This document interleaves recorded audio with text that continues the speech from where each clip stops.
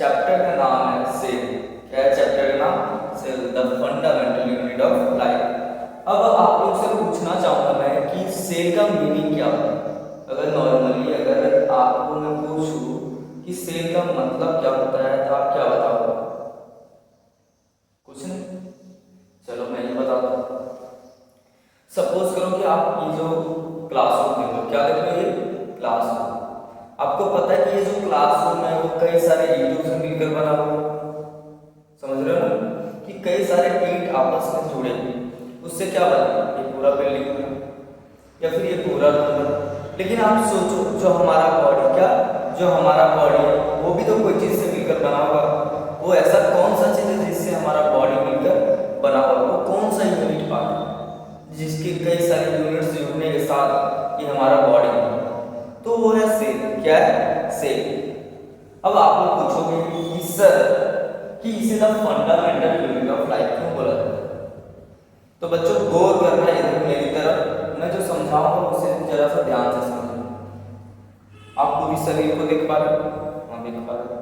तो आपका पूरा शरीर हर एक फंक्शन कर सकता है, जैसे डाइजेशन, रेस्पिरेशन, ब्रीथिंग, सब चीज कर पा रहा है आपका ये सिंगल बॉडी। ठीक है, उसी तरीके से हमारे बॉडी के हर एक सेल्स, हमारे बॉडी के हर एक सेल्स क्या कर सकते हैं? वो सारे फंक्शंस जो एक ऑर्गेनिज्म को जिंदा रहने के लिए जरूरी है, इसलिए इसको the fundamental unit of life कहा जाता है। समझ में आया? अब ध्यान से आप लोग गौर करना कि मैंने इसमें पूरा सेल का स्ट्रक्चर बनाया। और दूसरा चीज, सेल के स्ट्रक्चर बनाने के लिए मैंने जो चीजें की है तो मैं इसे कंपेयर करूंगा आपके रियल लाइफ से। किससे कंपेयर करूंगा? रियल लाइफ से। ध्यान से सुनो। जैसे आपका बॉडी, जैसे आपका बॉडी, तो आपके बॉडी में कई सारे ऑर्गन्स हैं। आपके बॉडी में कई सारे ऑर्गन्स हैं, जैसे हार्ट, लंग्स, स्टोमक, ठीक है, इंटेस्टाइन, इंटेस्टाइन में भी लार्ज इंटेस्टाइन, स्मॉल इंटेस्टाइन, ठीक है, फिर पेनक्रियाज और बहुत सारे ऑर्गन्स हैं। हमारे रेस्पिरेटरी ऑर्गन्स हैं, रिप्रोडक्टिव ऑर्गन्स हैं। तो उतना तो हम नहीं जानते, बस हम आप लोगों को समझाना चाह रहे हैं कि हमारे बॉडी में कई सारे ऑर्गन्स हैं। वैसे ही जो सेल उसके अंदर भी ऑर्गन्स की जगह पे ऑर्गेनल है। क्या? ऑर्गन्स की जगह पे ऑर्गेनल। जैसे हमारे बॉडी में ऑर्गन्स है, ठीक है, और जो सेल है, और सेल है उसके अंदर जो अलग अलग तरह के स्ट्रक्चर्स हैं, ठीक है, उसको हम लोग ऑर्गेनल कहते हैं। क्या कहते हैं? ऑर्गेनल, या फिर क्या कह सकते हैं? Cell organelle. ओके, अब ध्यान कि देखो हमारा जो दिल है वो क्या करता है? मोटर के जैसा काम कर रहा है। क्या कर रहा है? ब्लड पंप कर रहा है। क्या कर रहा है? ब्लड पंप कर रहा है। कहाँ? पूरी बॉडी में, ठीक है। हमारा लंग्स क्या कर रहा है? एयर एक्सचेंज कर रहा है। क्या कर रहा है? एयर एक्सचेंज कर रहा है, जिसमें क्या ऑक्सीजन हम ले पा रहे हैं और CO2 को एक्सहेल कर पा रहे हैं। मतलब अपने बॉडी से जो CO2 हमारी बॉडी में बन रहा है उसे बाहर निकाल रहे हैं, और हमारी बॉडी की जो रिक्वायरमेंट है O2 उसे हम क्या कर रहे हैं? अंदर ले रहे हैं, ठीक है। तो उसी तरीके से जब हम कोई चीज खाते हैं हमारे बॉडी में डाइजेस्ट होता है, तो उसको बाहर भी निकाल रहे हैं अपने बॉडी से, ठीक है। तो खाने वाले प्रोसेस को हम डाइजेशन करें, लेकिन उस चीज को जब आपने पचाया अपने बॉडी में और जब उसे अपने शरीर से बाहर निकाला तो उसको क्या बोलते हैं? एक्सक्रीशन। उसी तरीके से हमारा जो सेल है वो भी बहुत तरह के फंक्शंस करता है। क्या करता है? बहुत तरह के फंक्शन, जिसके वजह से हमारे बॉडी के हर एक सेल्स अलग अलग तरह के फंक्शंस कर रहे हैं, जिसके वजह से क्या हो रहे हैं? हम जीवित। क्या है? जीवित। अगर वो रिएक्शन, जो केमिकल रिएक्शन हमारे बॉडी में चल रही है, अगर वो केमिकल रिएक्शन रुक जाता है तो हमारा कहानी खत्म। समझ में आया?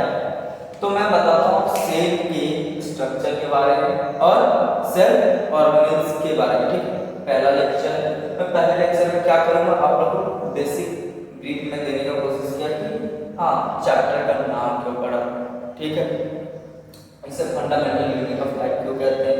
अब हम बताएंगे कि ये जो सेल क्या है, ये जो आपका पूरा सेल है, ठीक है, देख पा रहे हो? तो इस सेल के जो बाहरी और ये जो बाहरी स्ट्रक्चर है इसको आप कह सकते हो कि किसी घर के बाहर में जो एक साइड से दीवार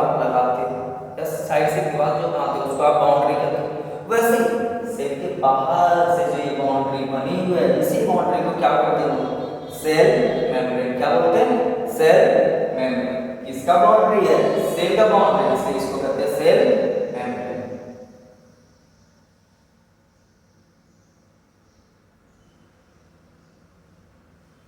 और इसका एक दूसरा नाम भी, अगर मैं पहले एक्सप्लेन करूं उसके बाद इसको लिखूंगा तो आपको ज्यादा समझ में आएगा कैसे।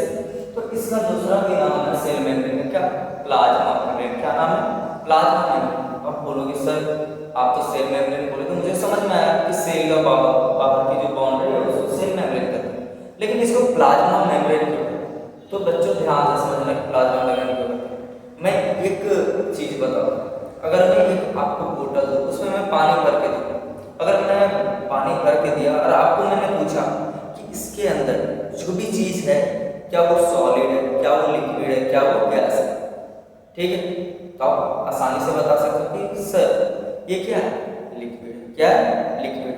मैं एक ईंट दूं आपको, क्या दूं, एक ईंट दूं, आप उसे पकड़ोगे और बोलोगे मैं, आप बताओ कि इसका नेचर क्या है, ये कौन से स्टेट में, तो आप क्या बोलोगे, सॉलिड स्टेट, ठीक है। उसी तरीके से मैं आपको क्या करूं, आप जनरल लाइफ में मैं बताता हूँ कि जनरल लाइफ में जो चीज़ होती है उससे मैं रिलेट कर रहा हूँ। अब मैं आपको बताता हूँ कि मैंने क्या किया कि जो है जो गैस होती है हमारे घर में, ठीक है, वो क्या होती है, कंप्रेस करके रखी हुई थी। कंप्रेस्ड होती है तभी तो वो लिक्विड के फॉर्म में चेंज होती है, क्योंकि हमने गैस को कंप्रेस करके रखा था, वो लिक्विड फॉर्म में चेंज हो गई, इसलिए हम उसको कहते हैं एलपीजी, ठीक है। लेकिन जब मैं आपको शैम्पू दूं, क्या दूं, शैम्पू दूं, तो आपको क्या लगेगा, जब आप शैम्पू निकाल के देखते हो ना ही वो पूरा सॉलिड है ना ही वो पूरा लिक्विड है, ना ही वो पूरा सॉलिड है ना ही वो पूरा लिक्विड है, कैसा दिखता है, जेली, कैसा दिखता है, जेली टाइप। तो उस चीज को हम लोग कहते हैं प्लाज्मा, उस चीज को क्या बोलते हैं, प्लाज्मा, उस स्टेट को प्लाज्मा कहते हैं। तो प्लाज्मा जो है हमारे सेल के अंदर जो खाली स्पेस है, ठीक है, उसमें प्लाज्मा भरा हुआ, क्या भरा हुआ है, प्लाज्मा भरा हुआ। जैसे आपके बोतल में सिर्फ पानी भरा हुआ है, तो उसी तरीके से सेल के अंदर जो फ्लूइड है वो किस नेचर का, प्लाज्मा नेचर का, क्या है, प्लाज्मा नेचर का, इसलिए उसका नाम पड़ गया प्लाज्मा को घेरने वाले बाउंड्री का नाम क्या हो गया, प्लाज्मा मेम्ब्रेन।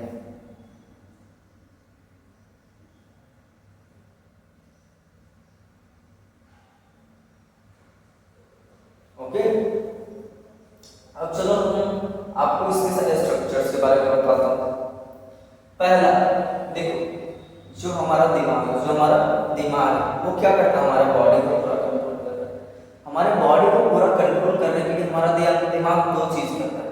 एक, हमारे बॉडी के हर एक ऑर्गन से जो इंफॉर्मेशन उसे मिल रहा है, जो भी वो सेंस कर पा रहा है, उस मैसेज को क्या है, जैसे आपने आँख के सामने आपने हाथ रखा तो आपको टेम्परेचर का डिफरेंस महसूस हुआ कि नहीं, गर्मी महसूस हुआ, तो ये मैसेज किसके पास गया, यहाँ से सेंसिटिव न्यूरॉन्स के थ्रू आपके दिमाग के पास।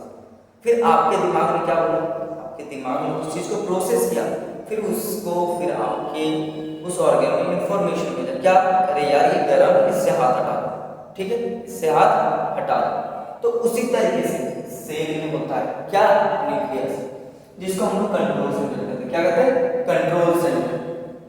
तो ये जो सेल है, सेल में जो न्यूक्लियस है ये भी इसके दिमाग के जैसा है, सारा चीज यही बताएगा, बाकी सब सेल ऑर्गेनल्स हैं उनको यही सारे हर तरीके से कंट्रोल करेगा, इन्हें क्या करना है, क्या नहीं करना है, कब करना है और कैसे करना है।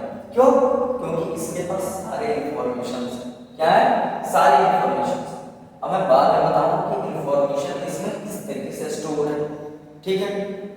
अब आगे ये जो न्यूक्लियस है, न्यूक्लियस के बाहर वाले मेम्ब्रेन से, बाहर वाले मेम्ब्रेन मतलब बाहर वाले बाउंड्री, ये दो बाउंड्री से बना हुआ है, लेकिन इसके बाहर वाले बाउंड्री से क्या बना हुआ है, एंडोप्लाज्मिक रेटिकुलम। अब आपको एक चीज बताऊंगा, एंडोप्लाज्मिक रेटिकुलम है वो दो टाइप से होते हैं, कैसे, दो टाइप से, एक है स्मूथ एंडोप्लाज्मिक रेटिकुलम, एक है रफ एंडोप्लाज्मिक रेटिकुलम। अब आप पूछोगे कि सर क्या है स्मूथ, क्या है स्मूथ, क्या है रफ, तो देखो जब एक आप फ्लोर देखते हो, क्या, एक आप फ्लोर देखते हो और उस फ्लोर का पूरा क्लीन कर दिए, क्या कर दिए, पूरा क्लीन कर दिए, तो आपको कैसा दिखेगा, वो स्मूथ दिखेगा, उसमें कोई रफनेस होगी क्या, नहीं होगी। उसी तरीके से जब एंडोप्लाज्मिक रेटिकुलम में कोई राइबोसोम प्रेजेंट ना हो, एंडोप्लाज्मिक रेटिकुलम के ऊपर कोई राइबोसोम पर जो ना हो तो उसको बोलेंगे स्मूथ एंडोप्लाज्मिक रेटिकुलम। और जिस एंडोप्लाज्मिक रेटिकुलम के स्ट्रक्चर के ऊपर राइबोसोम प्रेजेंट हो, क्या राइबोसोम प्रेजेंट, जैसे यहाँ पे आपको दिख रहा होगा ये राइबोसोम इसमें प्रेजेंट है, तो इस पार्ट को बोलेंगे रफ एंडोप्लाज्मिक रेटिकुलम। क्या बोलेंगे? Rough endoplasmic reticulum. और ये जो छोटे छोटे से सेंड है जैसे आपको दिख रहे हैं, ग्रेन्स के जैसे आपको दिख रहे हैं, यही क्या है? राइबोसोम। क्या है? राइबोसोम। ठीक है। अब इसके आगे आपको ये जो स्ट्रक्चर दिख रहा है इधर साइड और इधर साइड, ये क्या है? सेंट्रियोल। क्या है? सेंट्रियोल। और इसके नीचे आप आओगे तो देखो न्यूक्लियस, न्यूक्लियस के नीचे आपका एंडोप्लाज्मिक रेटिकुलम, और एंडोप्लाज्मिक रेटिकुलम के नीचे क्या है? Golgi body. क्या है? Golgi body. ठीक है। अब गोल्गी बॉडी है और ये इधर साइड आपको जो दिख रहा है ये क्या है? माइटोकॉन्ड्रिया। क्या है? माइटोकॉन्ड्रिया। अब इधर साइड देखो, कैमरा थोड़ा सा आपको ना दिख पा रहा हो लेकिन मैं समझाने की कोशिश कर रहा हूँ। ये क्या है? क्लोरोप्लास्ट है। क्या है ये? क्लोरोप्लास्ट। देखो क्लोरोप्लास्ट। और ये इधर वाला क्या है? माइटोकॉन्ड्रिया। ठीक है। अब ये वाला जो स्ट्रक्चर आपको दिख रहा है ये क्या है? वेक्यूल। क्या है? वेक्यूल। और ये जो छोटे छोटे से आपको स्ट्रक्चर दिख रहे हैं इसमें कुछ फ्लूइड आपको या फिर कुछ चीजें आपको फिल्ड दिख रही है, ये क्या है? लाइसोसोम। क्या है? लाइसोसोम। ठीक है। गोल्गी बॉडी तो मैंने बता ही दिया। अब ये जो न्यूक्लियस है, ये जो न्यूक्लियस के अंदर जो ये आपको डार्क पोर्शन दिख रहा है, ये डार्क पोर्शन दिख रहा है, यही पोर्शन का नाम है न्यूक्लियोलस। क्या है? न्यूक्लियोलस। अब ये जो आपको छोटे छोटे से छेद दिख रहे, क्या दिख रहे? छोटे छोटे से छेद, इसमें इधर पूरा दिख रहा है ना, उसको बोलते हैं न्यूक्लियर पोर। क्या बोलते हैं? Nuclear pore.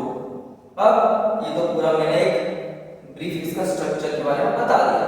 अब मैं एक चीज और एक्सप्लेन करना चाहूंगा, बेसिक है इसलिए मैं बेसिक क्लास में नॉर्मली इसके स्ट्रक्चर्स के बारे में बता रहा हूँ कि इसके अंदर है क्या क्या चीज, सेल क्या चीज है, वो चीज मैंने बताया। अब मैं बताता हूँ कि जो इम्पोर्टेंट होते हैं, जो हमारे देश में सबसे इम्पोर्टेंट इंसान है उसको ज्यादा प्लेयर और प्रोटेक्शन मिलती है, जैसे हमारे पीएम। ठीक है। तो पीएम को बहुत ज्यादा सिक्योरिटी मिल रही है। और पीएम है कहाँ? न्यू दिल्ली में। कहाँ है? न्यू दिल्ली। तो मैं आपको जिसमें ज्यादा लेयर ऑफ प्रोटेक्शन होगा वो क्या होंगे? पीएम। तो उसी तरीके से जो डबल मेम्ब्रेन बाउंड ऑर्गेनिज्म, मतलब जिसके ऊपर दो बाउंड्री हो, जिस ये स्ट्रक्चर के ऊपर दो बाउंड्री होगी उसको बोलेंगे डबल मेम्ब्रेन बाउंड ऑर्गेनिज्म। इनका एग्जांपल क्या है?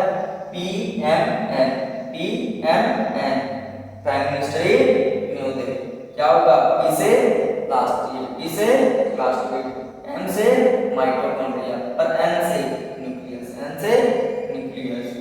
अब membrane less organism. Membrane less मतलब जिसके ऊपर कोई बाउंड्री है, कोई लेयर नहीं, तो मतलब ये सबसे कम इंपॉर्टेंट वाला चीज नहीं भाई, कम इंपॉर्टेंट वाला चीज नहीं, लेकिन ये क्या है? इसके ऊपर कोई मेम्ब्रेन नहीं। तो ये इसका एग्जांपल क्या है? एन से न्यूक्लियोलस, सी से सेंट्रियोल, आर से राइबोसोम। और single membrane bound organism, single membrane